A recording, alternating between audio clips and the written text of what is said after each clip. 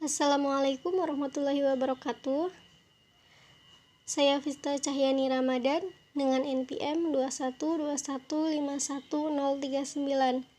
Saya dari kelas 2021B, Program Studi Pendidikan Matematika. Pada video kali ini saya akan memaparkan mengenai hakikat koneksi matematis dan gaya kognitif. Video ini merupakan video dari jawaban ujian akhir semester mata kuliah Filsafat dan Sejarah Matematika yang diampu oleh Bapak Didi Nurjabil, Doktorandes Magister Pendidikan. Langsung saja kita ke pembahasannya. Yang pertama ada pengertian matematis atau matematika menurut para ahli. Yang pertama menurut Gwen James dan Robert C. James. Matematika adalah ilmu tentang logika mengenai bentuk, susunan, besaran, dan konsep-konsep yang berhubungan satu dengan yang lainnya, dengan jumlah yang banyak yang terbagi ke dalam 3 bidang, yaitu aljabar, analisis, dan geometri. Yang kedua menurut Johnson dan Rising, matematika adalah pola berpikir, pola mengorganisasikan, pembuktian yang logis. Matematika itu adalah bahasa yang menggunakan istilah yang didefinisikan dengan cermat, jelas, dan akurat. Representasinya dengan simbol dan padat, lebih berupa simbol mengenai ide daripada bunyi. Yang ketiga menurut Klein, matematika itu bukanlah pengetahuan menyendiri yang dapat sempurna karena dirinya sendiri, tetapi adanya matematika itu terutama untuk membantu manusia dalam memahami dan mengatasi permasalahan sosial, ekonomi, dan alam. Matematika tumbuh dan berkembang karena proses berpikir. Oleh karena itu, logika adalah dasar untuk terbentuknya matematika. Yang kemudian ada pengertian koneksi matematis menurut para ahli. Yang pertama menurut Kusuma.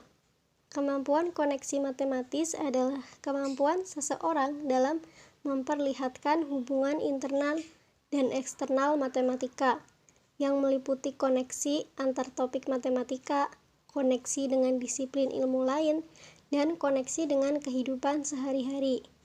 Yang kedua menurut NCTM, kemampuan koneksi matematika adalah kemampuan siswa dalam mencari hubungan suatu representasi, konsep, dan prosedur, memahami antar topik matematika, mengaitkan ide-ide matematika, dan kemampuan siswa mengaplikasikan konsep matematika dalam bidang lain atau dalam kehidupan sehari-hari.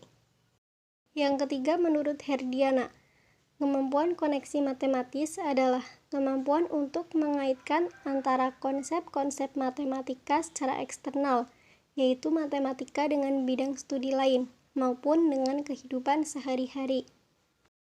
Kemudian ada indikator koneksi matematis. NCTM menguraikan indikator koneksi matematis antara lain. Yang pertama, saling menghubungkan berbagai representasi dari konsep-konsep atau prosedural. Yang kedua, menyadari hubungan antara topik dalam matematika. Yang ketiga, menggunakan matematika dalam kehidupan sehari-hari. Yang keempat, menggunakan ide-ide matematis untuk memahami ide matematik lain yang lebih jauh. Yang kelima, menyadari representasi yang ekuivalen dari konsep yang sama.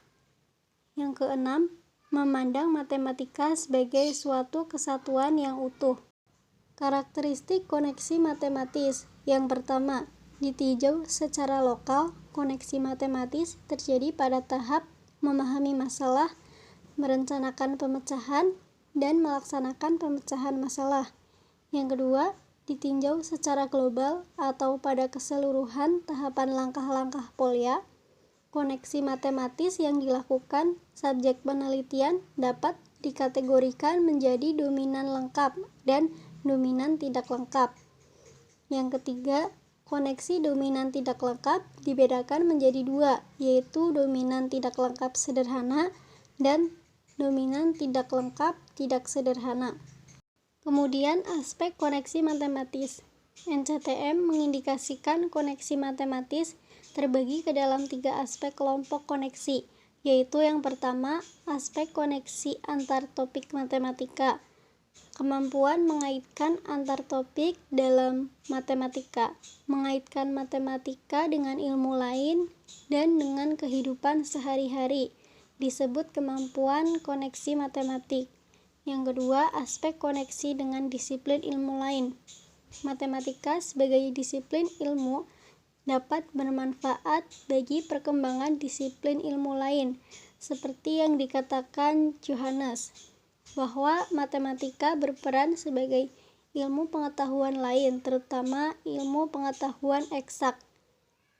Yang ketiga, aspek koneksi dengan dunia nyata siswa atau koneksi dengan kehidupan sehari-hari. Kemudian ada tujuan koneksi matematis. Menurut NCTM, terdapat 3 tujuan koneksi matematis di sekolah, yaitu yang pertama, memperluas wawasan pengetahuan siswa. Yang kedua, memandang matematika sebagai suatu keseluruhan yang padu, bukan sebagai materi yang berdiri sendiri. Yang ketiga, menyatakan relevansi dan manfaat baik di sekolah maupun di luar sekolah. Yang kemudian ada manfaat koneksi matematis. Yang pertama, suatu topik dapat diciptakan dengan topik lain dengan cara mengembangkan lebih lanjut atau menggunakan pada topik lain. Yang kedua, topik-topik pada bidang kajian lain dapat disusun berdasarkan teori matematika tertentu. Yang ketiga, koneksi atau keterkaitan matematika dalam kehidupan sehari-hari dapat berbentuk pemecahan masalah sehari-hari matematika. Selanjutnya, pengertian kognitif menurut para ahli. Yang pertama, menurut Susanto, kognitif adalah suatu proses berpikir, yaitu kemampuan individu untuk menghubungkan, menilai, dan mempertimbangkan suatu kejadian atau peristiwa. Yang kedua, menurut Drever, kognitif yaitu istilah umum yang melingkupi metode pemahaman, yakni persepsi, penilaian, penalaran, imajinasi, dan penangkapan makna. Yang ketiga, menurut Williams, beliau mengatakan bahwa kognitif yaitu cara individu bertingkah laku, bertindak, dan cepat lambatnya individu saat memecahkan masalah yang sedang dihadapi. Kemudian ada pengertian gaya kognitif menurut para ahli.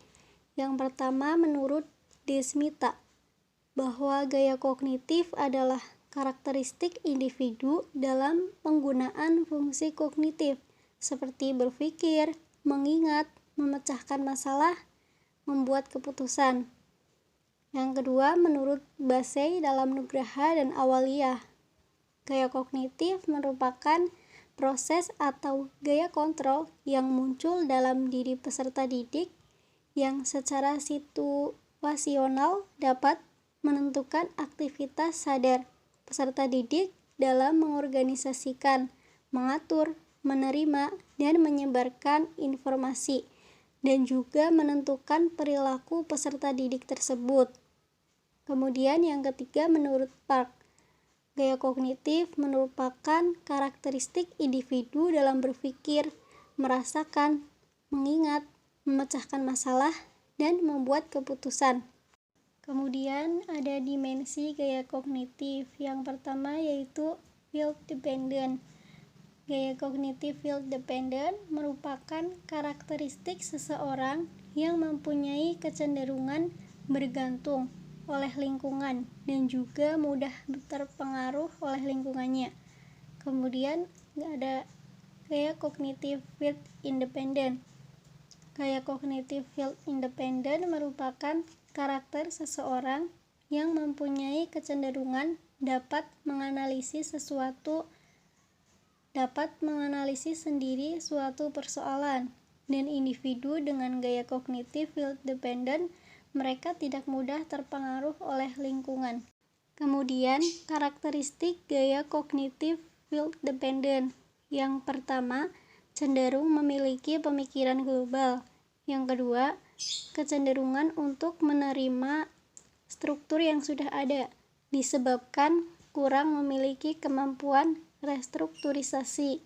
Yang ketiga, memiliki orientasi sosial, sehingga nampak baik, ramah, bijaksana, baik budi, dan penuh kasih yang terhadap orang yang lain. Yang keempat, cenderung memiliki profesi yang menekankan pada keterampilan sosial. Kelima, cenderung memiliki atau mengikuti tujuan yang sudah ada. Keenam, cenderung bekerja dengan mementingkan motivasi eksternal, yang lebih tertarik pada penguatan eksternal seperti pujian, hadiah, atau motivasi eksternal dari orang lain. Ciri-ciri gaya kognitif field dependent. Peserta didik dengan field dependent lebih global dan holistik dalam pengolahan persepsi dan informasi, sehingga sering disebut sebagai global thinker. Kemudian, mereka cenderung untuk menerima informasi seperti yang disajikan atau dijumpai dan mengandalkan sebagian besar pada cara menghafal. Mereka juga mewujudkan kecenderungan yang jelas untuk menggunakan acuan kerangka sosial untuk menentukan sikap, perasaan, dan keyakinan. Kemudian ada karakteristik gaya kognitif field independent, yaitu lebih condong bersosialisasi, menyatukan diri dengan orang-orang di sekitar mereka, dan biasanya lebih berempati dan memahami perasaan dan pemikiran orang lain. Kemudian yang terakhir ada ciri-ciri gaya kognitif field independent, yaitu yang pertama, memiliki analisis yang lebih tinggi dalam penerimaan dan pemrosesan informasi, sehingga sering disebut sebagai analytical thinkers. Yang kedua, mereka menunjukkan kecenderungan untuk mengorganisasikan informasi menjadi unit-unit yang dapat dikelola dan memiliki kapasitas yang lebih besar untuk menyimpan informasi. Orang-orang ini suka terbiasa menggunakan teknik pemecahan masalah, organisasi, analisis, dan penalaran ketika terlibat dalam situasi belajar dan bekerja. Mungkin cukup sekian dari video kali ini. Apabila masih banyak kekurangan dan kesalahan, saya mohon maaf. Terima kasih. Wassalamualaikum warahmatullahi wabarakatuh.